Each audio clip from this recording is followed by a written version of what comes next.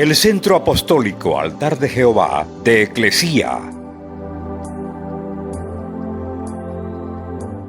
presenta lo mejor del trigo.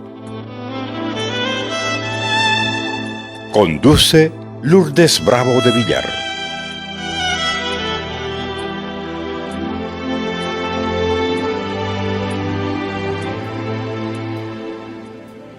Cuando una persona viene a la fe, viene porque cree, pero tiene que vivir creyendo hasta el final. El primer paso es porque cree. Cree en Dios, cree en su Hijo Jesucristo, lo recibe en su corazón, la persona nace de nuevo y comienza a caminar la vida cristiana. Pero tiene que vivir creyendo hasta el final de sus días. Porque si la persona se apartare de la fe, dice que al Señor que eso no le agrada. Entonces hay que mantenerse creyendo ¿hasta cuándo? Hasta el final. Hasta el final. Juan capítulo 20, del verso 30 al 31. Dice la Escritura, y muchas otras señales, o sea, otras muestras de poder, quiere decir, hizo también Jesús en presencia o delante de sus discípulos. Estas otras cosas que hizo el Señor Jesús, además de las que están escritas, no están registradas en el libro o en los evangelios. Pero estas que están registradas en los 4 evangelios se han escrito para que crean. 1, ¿para qué? Les dije ahorita, para que crean. 1, 2, para que entiendan que Jesús es el Cristo, el Hijo de Dios. Y para que al creer que Jesús es el Cristo, el Hijo de Dios, tengan vida en su nombre. Conocemos a las personas a través de distintos medios, a través de diferentes circunstancias. Algunas de ellas nos llaman la atención por sus características y sus habilidades, sus virtudes y también sus defectos. Pero muchas de estas cosas no se hacen evidentes a la primera vista. Es a través del tiempo, a través del contacto, a través de la comunión, el compañerismo, el roce, que se van notando las cualidades y también se van notando los defectos. Un ejemplo de esto lo tenemos en el noviazgo. Muchas veces los matrimonios recién formados atraviesan demasiadas crisis y la razón es, en la mayoría de los casos, que las personas se casaron sin conocerse. Le faltó conocimiento a ambos. Ellos creen conocerse y se casan rápido. Y es porque no han entendido que el noviazgo es el tiempo donde uno tiene que conocerse. Por eso es que fracasan muchos matrimonios. Ahora vamos a tomar, por ejemplo, al apóstol Juan. ¿Cuántos han leído el Evangelio de Juan? ¿Cuántos han leído sus cartas? ¿Cuántos han leído el Apocalipsis?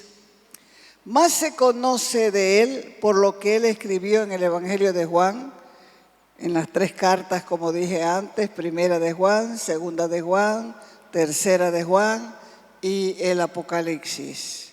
Ahí él habla de sí mismo. Y muchos de los escritores bíblicos hicieron lo mismo que Juan. No dieron muchos detalles de sus vidas, de sus antecedentes. Y Juan hace lo mismo porque casi siempre él se mantiene en el anonimato o usa seudónimos. ¿Qué es un seudónimo? Un seudónimo es un nombre que se usa en lugar del nombre propio.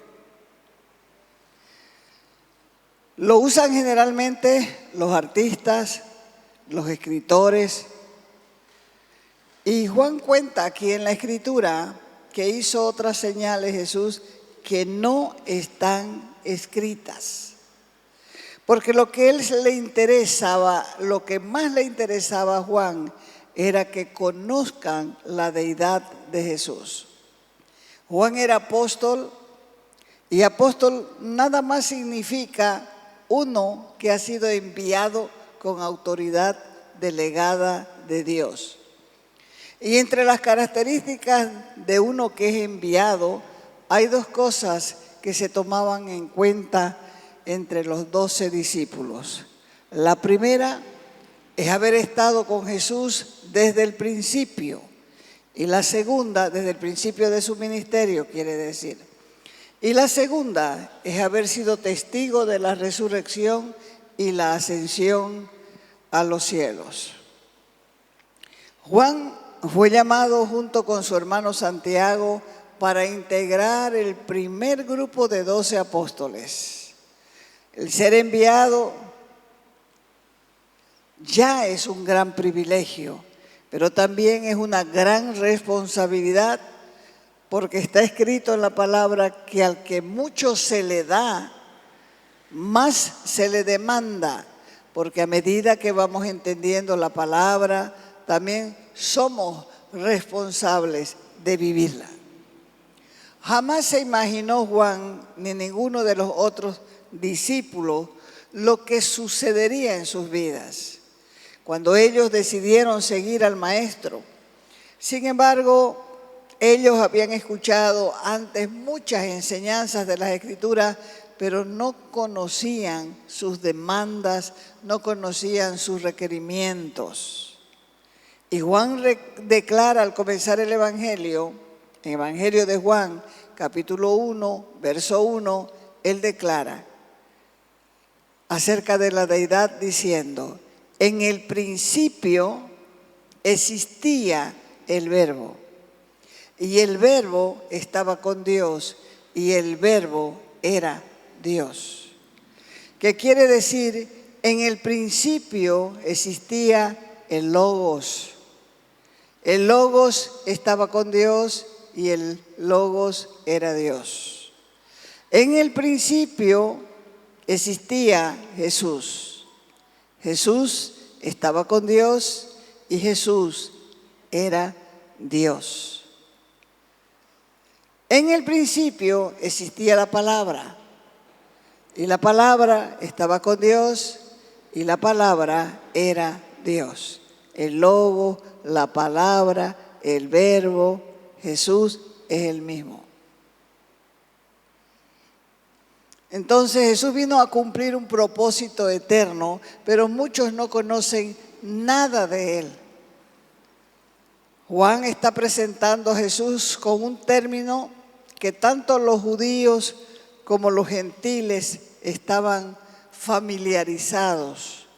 La palabra griega traducida como verbo en este pasaje es logos, y era común tanto en la filosofía griega como en el pensamiento judío de la época en que ellos vivieron. Ahora, saber que Jesús es el Hijo de Dios y que vino a este mundo hace más de 2000 años, no quiere decir que lo conozcas, aunque todo el mundo habla de Él. Desde que Jesús vino a la tierra, se habla de Él y sin embargo muchos no conocen lo más mínimo de Él.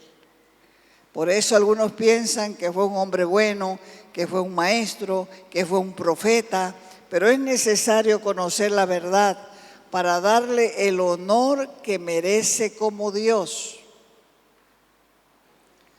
Juan 17:3 dice: esta es la vida eterna, que te conozcan a ti, el único Dios verdadero, y a Jesucristo, a quien has enviado.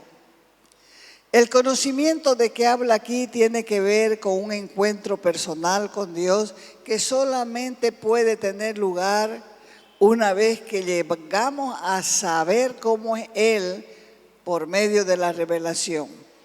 ¿Revelación de qué? De las Escrituras. Entonces, en el momento en que nos damos cuenta de la perfección y de la santidad de Cristo, nuestra pecaminosidad resalta. Y a partir de ahí, la única forma de llegar a tener una relación personal adecuada es a través del arrepentimiento y la fe. La razón por la que las personas se condenan tienen que ver con el hecho de que no quieren seguir a Dios y obedecerle como Dios. El profeta Jeremías anunció que sería una de las grandes bendiciones del nuevo pacto conocer a Dios y a Jesucristo a quien Él envió.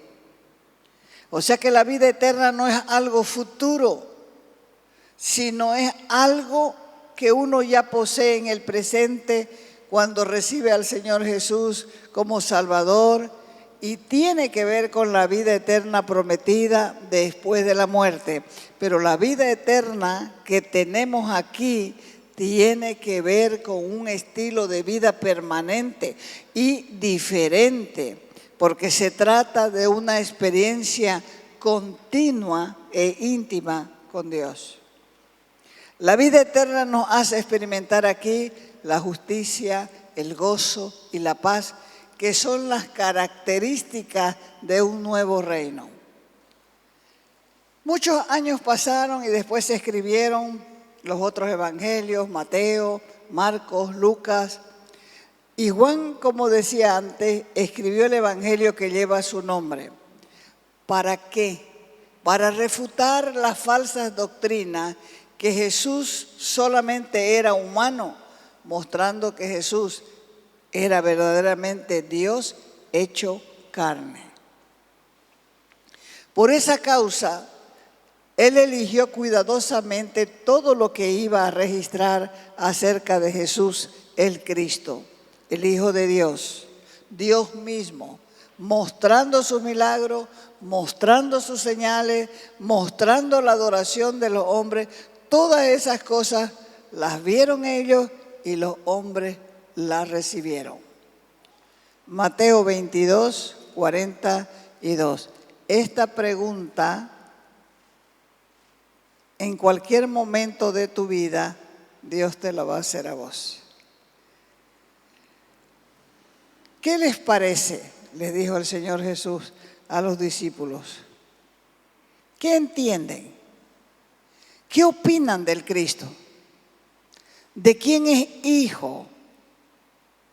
Y le dijeron los discípulos, es hijo de David.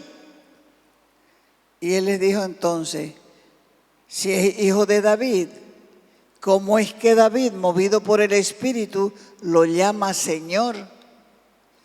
Porque Él fue quien expresó, dijo el Señor a mi Señor, siéntate a mi diestra, siéntate a mi derecha, hasta que ponga a tus enemigos debajo de tus pies.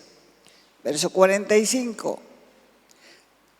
Si David lo llama Señor, ¿cómo es que es su hijo?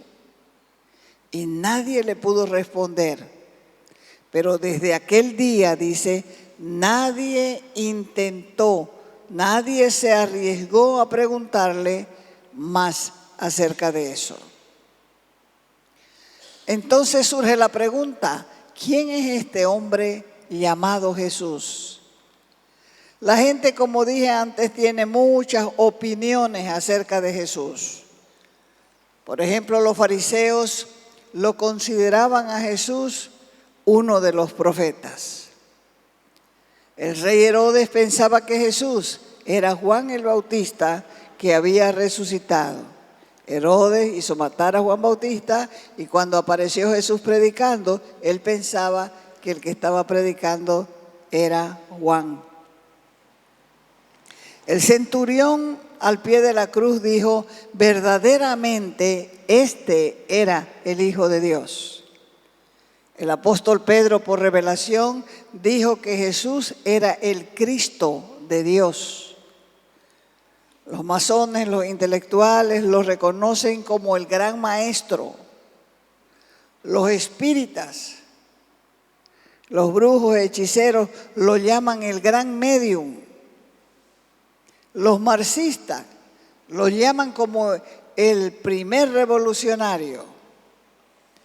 Y los seguidores de extraterrestre lo describen como un piloto maestro. Pero a él lo que le interesa no es lo que piensen los otros. A él lo que le interesa es lo que penséis vos de él. ¿Quién es Jesús para vos? ¿Por qué él dijo que era el único camino? ¿Por qué dice la Escritura que él es la tercera persona de la Trinidad? ¿Cuál es la única verdad de Dios? ¿Cuál es la única fuente de vida? Él es el único que nos va a juzgar según su evangelio. Según la respuesta que deja esta pregunta, eso cambia tu vida. El apóstol Juan mostró el odio que sentían los fariseos y los dirigentes religiosos en contra de Jesús. Y había una polémica y una pelea permanente porque ellos decían, este se cree hijo de Dios. Y cuando dice que es hijo de Dios, está diciendo que él es igual a Dios. Por eso fue que planearon su muerte. Pero lo que él decía era verdad. Era verdad. Lo demostró por su sacrificio perfecto por el pecado y lo demostró resucitando al tercer día después de su muerte. Pero ellos eran los que no entendían. El apóstol Juan fue un verdadero líder, escribió su evangelio con el conocimiento que tenía de la vida de Jesús para que la gente pudiera creer que Jesús era el Cristo. Es por inspiración del Espíritu de Dios que Juan eligió el tipo de persona a quien iba a dirigir su evangelio y a ellos les escribió las verdades siguientes. En primer lugar, mire lo que escribió Juan. Les habló en primer lugar de la relación de Jesús con Dios el Padre. ¿Dónde está eso? En la Escritura. Juan capítulo 10, versos del 30 al 38.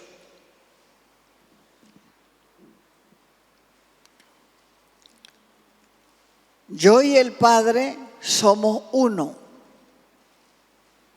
Una triunidad, indiviso, que quiere decir indivisible. Entonces los judíos volvieron a tomar piedra para apedrearlo. ¿A quién iban a apedrear? Lean lo que dice. ¿A quién iban a apedrear? Vamos otra vez al verso 30. Yo y el Padre somos uno. Somos una triunidad, somos indivisibles. Entonces los judíos volvieron a tomar piedras para apedrearlo. ¿A quién iban a apedrear? Al Señor Jesús, 32. Y Jesús les preguntó, muchas buenas obras les he mostrado, les he manifestado, les he descubierto de mi Padre. ¿Por cuál de ellas quieren apedrearme? Quieren lapidarme, quieren matarme. Verso 33. Respondieron los judíos, no queremos apedrearte por ninguna buena obra, sino por la blasfemia, porque tú, siendo hombre, te haces igual, te haces semejante a Dios. ¿A quién le estaban hablando? A Jesús. Verso 34. Respondiendo Jesús, les dijo, ¿no está escrito en la ley de ustedes que yo dije, dioses son ustedes? 35. Si llamo dioses a aquellos a quienes dirigió la palabra de Dios y la Escritura no se puede anular, a quien el Padre santificó consagró y envió al mundo. ¿Quién era ese? Jesús. Ustedes dicen que estoy blasfemando porque dije yo soy el Hijo de Dios. Si no hago las obras de mi Padre, no me crean. Pero si las hago, aunque no me crean a mí, crean las obras que hago, para que conozcan, para que entiendan que el Padre está en mí y yo estoy vivo, existo en el Padre. Y otra vez, dice el verso 39, trataron de prenderlo, pero él escapó de sus manos. Cuando Jesús dijo, yo y el Padre somos uno, la palabra que él usó fue una palabra neutra, designando al Padre y a Jesús no como una sola persona, sino como una sola entidad, una cosa. La afirmación de la deidad de Jesús en el Evangelio es indiscutible, pero en las mentes judías del primer siglo, esto levantó la idea de dos dioses. Y entonces estaban violando la creencia de que Dios era uno, y ellos habían repetido desde que eran pequeños que Jehová, nuestro Dios, uno es. Vayan a Deuteronomio, capítulo 6, verso 4. Esto era lo que le enseñaban a un judío, podemos decir, en el kinder o desde el kinder. Deuteronomio 6, 4. Jehová, nuestro Dios, uno es. ¿Qué le enseñaban? Cuando él decía, yo y el Padre somos uno, ¿qué creían los judíos? Que eran dos dioses. Por eso es que ellos decían, este hombre debe morir. Se ha hecho igual a Dios. Y más adelante esta afirmación se convirtió en el fundamento sobre el cual los padres de la iglesia construyeron la doctrina de la Trinidad, la creencia de que hay un solo Dios en tres personas, Padre, Hijo y Espíritu Santo. ¿Cuántos dioses? ¿Tres o uno? Uno. Por eso se llama triunidad. Por lo tanto, es imposible dividir a Jesús y al Padre, ambos son divinos y su misión es la misma. Punto 2. Después les dijo que Cristo existió con Dios. ¿Quién dijo? Juan. Antes de la creación del mundo. ¿Qué era lo que quería mostrar? Estaba mostrando de esa manera la preexistencia. O sea que Jesús existía desde antes de la fundación del mundo. Y lo escribió Juan 6:38. Dice, porque Él descendió ¿de dónde? Del cielo. Entonces, ¿originario de dónde es? Miqueas 5:2 dice, pero tú, Belén Efrata, esta era una profecía, pequeña eres entre los millares de Judá. De ti, de Belén Efrata, saldrá el que será Señor de Israel. Sus orígenes, sus inicios, ¿son desde cuándo? Desde el principio, dice la Escritura en Miqueas 5:2, desde los días de la eternidad. Entonces, ¿Jesús es eterno? ¿Jesús es Dios? Jesús es eterno, Jesús es Dios. Humanamente nació en la tierra, que vamos a ver más adelante, si es que da el tiempo, humanamente, pero Él siempre existió. Continuamos en lo mismo, Señor. El Señor Jesucristo es una triunidad indivisible con el Padre. O sea que Jesús viene a ser el retrato de Dios. Toda su grandeza, toda su majestad, más el resplandor de su gloria estaba en él y vino ¿a dónde? A la tierra, vino a este mundo. 3. Juan escribe acerca de Cristo antes de que naciera en Belén. Porque él dice en Juan 1:1, en el principio, en el inicio de los comienzos, ya existía, preexistía el Verbo, y el Verbo estaba y habitaba y vivía con Dios, y el Verbo era Dios. La palabra griega traducida para verbo significa el pensamiento de Dios expresado.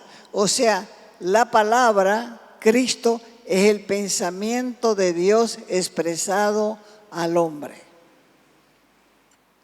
Así que conocemos a Juan por la fe y por la amistad que tenía con su maestro, una amistad que se va desarrollando cuando la gente llega a conocerse, llega a tenerse confianza, y así se construye una experiencia juntos. Ahora, vos, ¿qué podrías decir del Señor? ¿Qué podrías decir de Él? ¿Qué te dice tu conciencia respecto al Evangelio? De lo que Juan afirma de que Jesús es el Cristo, el ungido, el esperado, el señalado por Dios para salvación del mundo. Porque está escrito en el libro de los Hechos, capítulo 4, verso 12, no hay otro nombre dado a los hombres en que podamos ser salvos. Y si lo que Juan afirma es verdad, no se puede descuidar lo que esto significa para nuestras vidas, porque es el mismo Jesús diciéndote, yo soy el camino. ¿Por dónde voy a ir? Por aquí, por acá. Yo soy el camino. Y al final, ¿cuál es la verdad? Yo soy la verdad. Y soy la vida también. Y aquí viene el problema, y verdaderamente es un problema grande, porque si no crees que Jesús es el Cristo, estás rechazando a aquel a quien Dios eligió para que sea el Salvador de la humanidad. Por eso Juan lo registró y dijo, mas a todos los que lo recibieron, lo acogieron, le dieron entrada a sus vidas, a los que creen en su nombre, les dio el derecho de ser llamados hijos de Dios. Entonces, ¿para qué se escribió todo ese evangelio? ¿Para contarte una historia o para que creas? Entonces, ¿cuál es la demanda? Creer. Juan fue un hombre honesto, un hombre digno, un hombre virtuoso que registró inclusive la parte de su incredulidad en ciertas áreas del mensaje de su líder, pero fue también el que dijo, yo soy testigo de lo que he visto y de lo que he oído.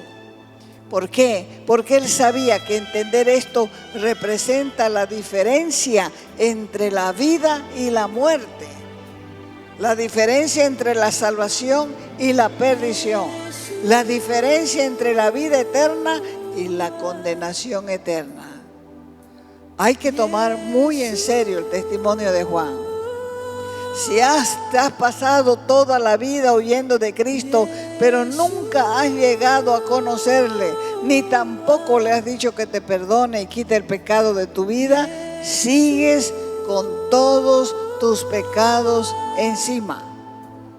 Pero Dios es bueno. Te ha extendido su gracia. Ha permitido que escuches de nuevo. ¿Cuántas veces? Una y otra vez. ¿Para qué? Para que te arrepientas y reconozcas tu necesidad de un Salvador capacitado y enviado desde el cielo con ese propósito, salvar tu alma. Te invitamos a nuestras reuniones los días viernes y sábado a las 6 de la tarde, los domingos a las 10 de la mañana y a las 6 de la tarde. calle Nicolás Suárez, esquina Félix Pinto.